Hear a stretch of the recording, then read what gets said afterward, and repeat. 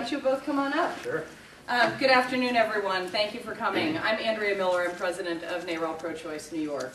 And I have to say how thrilled I am to be here today because I'm standing with two tremendous champions already and in the future for making a difference in the lives, health, and well-being of women and families in New York. For too long, New York State has failed to make full equality for women a reality, but you all have an opportunity this November to fix that. We know women's rights and health are under attack all across this country. We know that New Yorkers believe in a woman's right to choose, believe in full equality, support by overwhelming numbers, 8 in 10 New Yorkers believe that the full Women's Equality Act should be passed, should have been passed 2 years ago, that it should be passed, they want it passed, and they see it as important this November. It's why you are so lucky, and I'm so proud as the president of NARAL Pro-Choice New York, to stand here and support these two tremendous candidates. You have, for too long in your state Senate, been represented by an anti-choice, anti-woman, anti-equality senator. I tell you, Elaine Altman would be a pro-choice, pro-woman, pro-equality senator. And we know that for too long, you've been represented in the Assembly by someone who not only is anti-choice, anti-woman, but pretty much goes out of his way to find a way to vote against every good thing about women and women's equality and reproductive health that comes his way. Sort of like draft me a bill that I don't like and I'll vote against it. Good for women, it's not good for me. We know that we would have a tremendous champion in the Assembly with Steve Meyer, and that is why NARAL Pro-Choice New York is endorsing both of these candidates. I have to say that this year I have been struck by the level of desperation that we are seeing in anti-equality, anti-woman, anti-choice candidates. They're going out of their way to spread misinformation, mischaracterizations, frankly outright lies about the Women's Equality Act, which is a very straightforward and common sense, not controversial, contrary to what they may say, piece of legislation that would really bring us into the year and the century that we are in.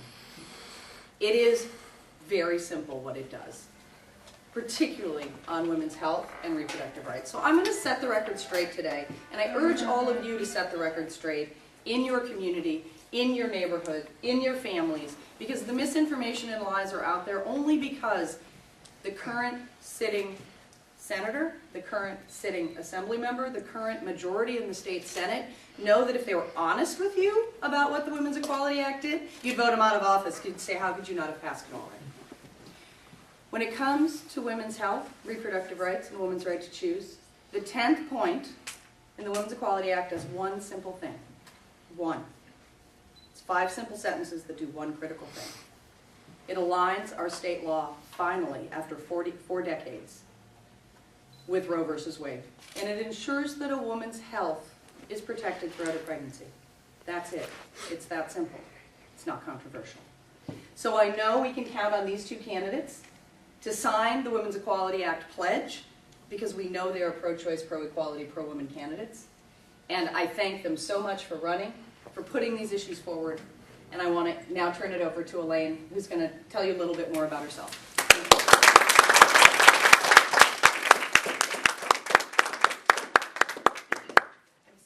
To be here because for me, in my world, I was someone that was not treated equally on the job front. And I was someone who was a single mom trying to work and hold on to a lifestyle that would allow me to put food on the table.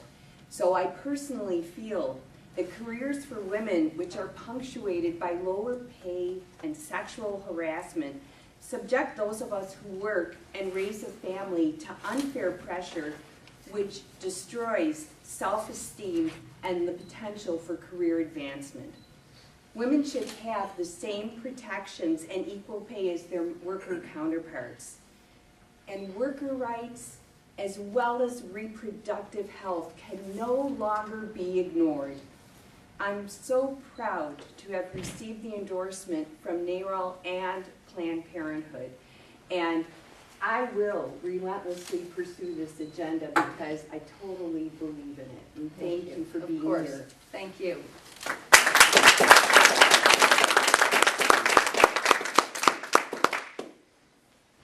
Good afternoon, everyone. I'd like to thank you all for joining us here today. Elaine, tremendous remarks. Thank you. And Andrea, I really appreciate your endorsement. I think we'll work together very well. We are pushing a very good fight here, very important fight. So as many of you know, October is Domestic Violence Awareness Month. It is a time to show our support and raise awareness about an issue that touches so many lives every day. You know, domestic violence, the thing is about it is that it does not discriminate. It could be happening to someone you know, someone you care about, every day. Today, 85 to 95% of all domestic violence victims are women. So I think that we owe it to all women in our lives to ensure that the proper laws are in place to protect victims. And we can start by passing the Women's Equality Act, all 10 points. This landmark piece of legislation includes a provision creating a pilot program to allow domestic violence victims to testify remotely instead of forcing them to appear in person in order to obtain an order of protection.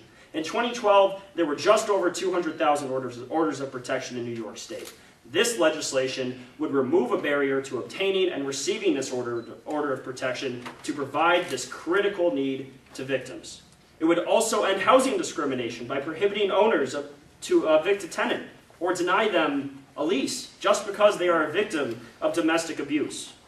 Not only will the Women's Equality Act strengthen protections for victims of domestic violence, but it will also work to end pregnancy discrimination by requiring employers to provide reasonable accommodations for pregnant workers. The Women's Equality Act will also ensure equal pay for equal work because it is unacceptable for a woman to be paid less than a man for doing the same amount of work at the same job. It is ridiculous and inexcusable that in the year 2014, women in New York State make only 84 cents to every dollar that a man makes.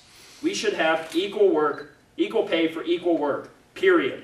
And in this day and age, it is completely unacceptable for a woman to have to worry about losing the ability to make her own reproductive decisions, a right she was granted over 40 years ago.